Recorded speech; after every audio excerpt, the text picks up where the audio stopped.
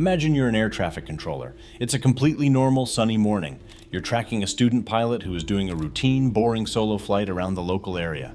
Everything is perfectly fine until his plane vanishes from your radar. He's gone. No distress call, no change in altitude, no fiery crash, just gone. You assume it's a glitch. You wait, but an hour goes by and there is no sign of him. You start preparing for the worst, assuming the young pilot has crashed in the mountains. Suddenly, a blip appears on the radar screen of a different airport completely across the country.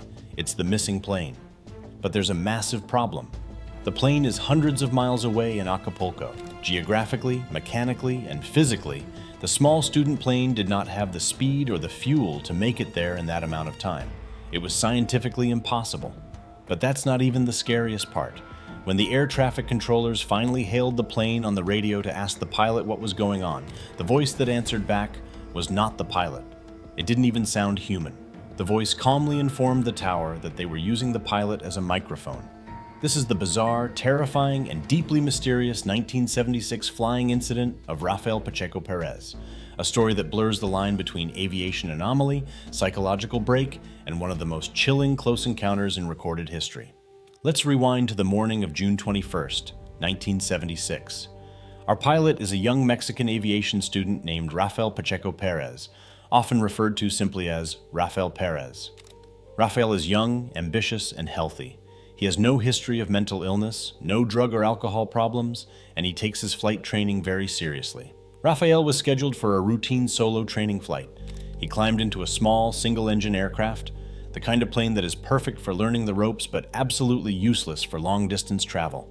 It didn't have the fuel capacity, the speed, or the navigational equipment for a cross-country journey.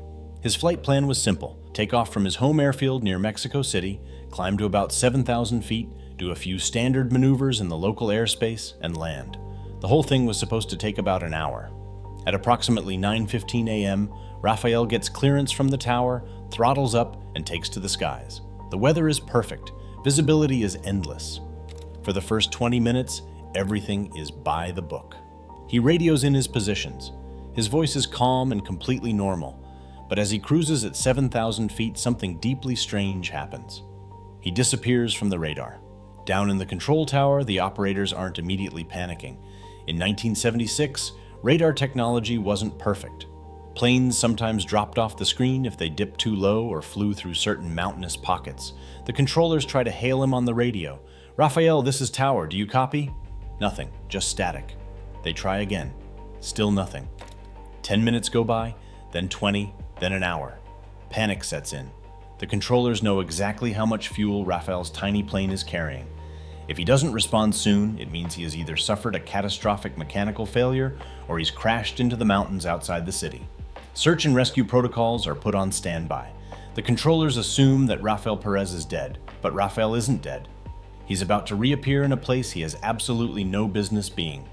Over an hour after Rafael vanished, the radar operators at the airport in Acapulco get a strange ping on their screens. An unidentified aircraft has just entered their airspace, cruising at 7,000 feet right over the Pacific coast. They check the flight logs. There are no scheduled flights for this sector. The controllers in Acapulco radio the aircraft to identify itself. To their absolute shock, the transponder code matches the missing student pilot from Mexico City. Let's pause here because we need to talk about the physics of what is happening. The distance between where Rafael disappeared and where he reappeared over Acapulco is immense. Even if Rafael had flown in a perfectly straight line, at maximum throttle, ignoring all safety regulations, it should have taken his tiny student plane hours longer to reach the coast. And even if he had a massive tailwind pushing him, he did not have enough fuel in his tanks to make the trip. From an aviation standpoint, what the radar was showing was literally impossible. It was as if his plane had been picked up in the sky, carried hundreds of miles at supersonic speeds, and gently placed back down over the ocean. The Acapulco controllers immediately try to hail the plane. At roughly 11:30 a.m., the radio clicks alive. A voice comes through, but the controllers immediately realize that something is horribly wrong. Rafael is a young, energetic Mexican student, but the voice that answers the air traffic controllers is wrong. According to the official reports from the controllers that day, the voice coming through the radio was flat, monotone, and entirely devoid of human emotion. It sounded mechanical, distant, like someone reading a script or a computer trying to synthesize human speech.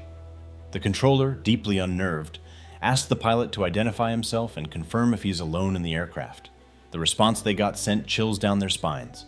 The monotone voice on the radio ignores the controller's questions about flight vectors and fuel. Instead, it delivers a message. The exact transcript of the radio call is the stuff of legend, but the core of the message, verified by the controllers who heard it, was this. The entity speaking claimed that it was not Rafael. It stated plainly and without emotion that they were using the pilot as a microphone to communicate with Earth. Through the radio, the voice delivered a bizarre cosmic warning. It stated that humanity was not alone in the universe. It claimed that all intelligent species in the universe are physically the same and that non-human intelligences were actively observing the Earth. The message was brief, solemn, and delivered without a single stutter, pause, or inflection. And then, silence. The Acapulco Tower was in utter chaos. Were they being pranked? Was this a hijacking? Was the pilot having a severe psychotic break at 7,000 feet? They frantically try to hail the plane again.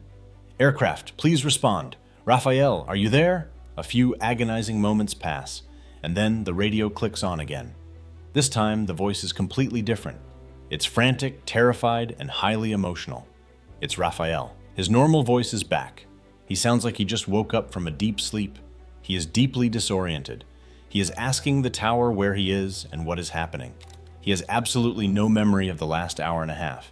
His last memory was cruising over the mountains near Mexico City, and suddenly he is staring down at the endless blue expanse of the Pacific Ocean. The controllers, terrified but professional, manage to talk the panicked student pilot down. They give him a vector to the Acapulco airport. Rafael manually flies the plane down and makes a safe, perfect landing on the runway. But when the authorities surround his plane on the tarmac, the mystery only gets deeper.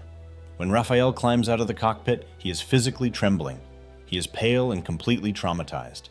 The authorities immediately assume he must have smuggled drugs, drank alcohol, or suffered some kind of neurological stroke. They rush him to the hospital for a full medical and psychological evaluation. The doctors find absolutely nothing. He is perfectly healthy. No drugs, no alcohol, no carbon monoxide poisoning, no signs of psychosis or schizophrenia. He is totally sane, just terrified. Then the aviation mechanics go to inspect his airplane. And this is where the story crosses from strange into the realm of the paranormal. They check the fuel tanks. Remember, Rafael just flew from Mexico City to Acapulco. Even if the plane could fly that fast, it would have arrived basically running on fumes. But when they dip the tanks, the plane still has 75% of its fuel left. The plane burned exactly the amount of fuel you would expect for a short 30-minute training flight. It was as if the airplane had been swallowed by some kind of spatial anomaly, paused in time, and spit out over the ocean.